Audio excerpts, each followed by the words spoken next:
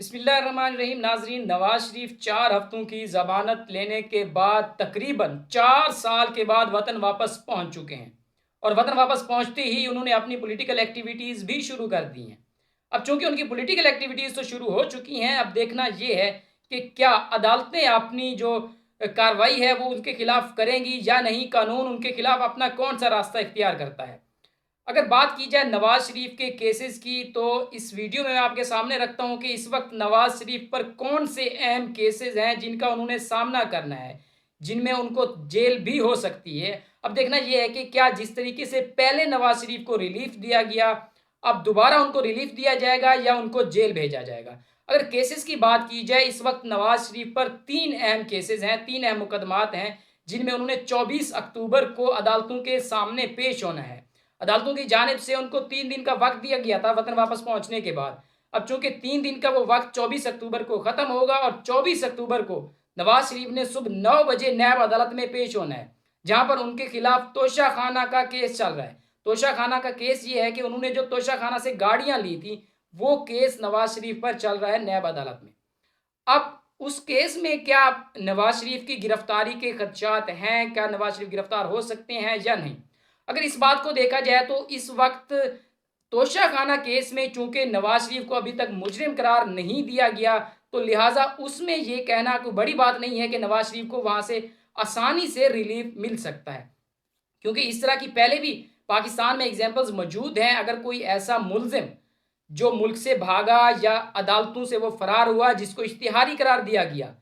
अगर जब तक वो मुजरिम करार नहीं दिया गया तब तक वो उसको सज़ा नहीं दी गई, अदालतों से उसको इश्तिहारी होने के बावजूद भी रिलीफ मिलता रहा है। तो लिहाजा नवाज शरीफ को तोशा खाना केस में तो रिलीफ मिल सकता है और आसानी से मिल सकता है, इसमें कोई बड़ी बात नहीं है। इसके बाद 2 अहम केसेस हैं नवाज शरीफ पर, जिनमें उन्होंने 24 अक्टूबर 12 बजे, दिन 12 बजे इस्लामाबाद हाईकोर्ट में पेश होना है, जिसमें वो उन केसेस में वो मुजरिम भी करार दिए जा चुके हैं। अब देखना यह है कि क्या उन केसेस में अदालत उनके साथ किस तरीके का रवैया इख्तियार करती है, अदालत उनको जेल भेजती है या उनकी जो जमानत दी गई थी, हिफाजती जमानत, उसमें तोसी करती है। और वो 2 केसेस कौन से हैं? एवन फील्ड और अजीजिया रेफरेंस। नाजरीन, ये वो केसेस हैं जिसमें पहले ही नवाज शरीफ को सजा हो चुकी है, जिसके बाद उन्होंने तिबी बुनियादों पर 4 हफ्ते की अदालत से जमानत ली थी और बाहर मुल्क गए थे अपना इलाज करवाने के लिए, जिसके बाद वो वतन वापस नहीं है और अदालतों की जानिब से उनको इश्तिहारी करार दिया गया। अब इसमें नाजरीन होता क्या है, अगर कोई शख्स जानबूझकर, जिसको अदालतों से रिलीफ दिया जाए, जिसको अदालतें जमानत दें कि किसी भी जो है वो तिबी बुनियादों पर या इस तरह के किसी वजह से अगर उनको जमानत दी जाए, अगर वो वक्त पर अदालत में पेश ना हो जमानत खत्म होने के बाद, तो उनको इश्तिहारी करार दे दिया जाता है। अब इस केस में अगर देखा जाए, नवाज शरीफ के केस में जब उनको इश्तिहारी करार दिया जाता है अदालत की जानिब से वक्त पर पेश ना होने पर, तो अदालतें उनके खिलाफ सख्त कार्रवाई करती हैं। अब इस केस में जब नवाज शरीफ का अगर केस देखा जाए, तो नवाज शरीफ चूंकि 4 हफ्ते की जमानत लेकर मुल्क से बाहर गए थे और तकरीबन 4 साल के बाद वापस आए हैं, तो इस सारे मामले में अगर देखा जाए तो ये केस नवाज शरीफ के अगेंस्ट जाता है, क्योंकि नवाज शरीफ इस दौरान, इन 4 सालों के दौरान मुख्तलिफ ममालिक का दौरा भी करते रहे, मुख्तलिफ जो रहनुमा हैं उनसे भी मुलाकातें करते रहे और लंदन में उनकी जो सियासी एक्टिविटीज़ थी वो भी उन्होंने जारी रखी, जिसकी वजह से ये ज़हर होता है कि नवाज शरीफ साहब जानबूझकर उन्होंने डिले किया और जानबूझकर वो वतन वापस नहीं है। ये तो अलग बात है कि नवाज शरीफ जानबूझकर वतन वापस क्यों नहीं है और अब वतन वापस आने की क्या वजह है, वो सब आपके सामने है, जिस तरीके से नवाज शरीफ का रास्ता साफ किया जा रहा है। लेकिन इस वक्त सबसे अहम बात यह है कि नवाज शरीफ ने 24 अक्टूबर को अदालतों के सामने पेश होना है। और अगर इस तरीके में बात की जाए, इस तरह से देखा जाए कि जिस तरीके से इमरान खान के केसेस अदालतों में चल रहे थे, जब उनको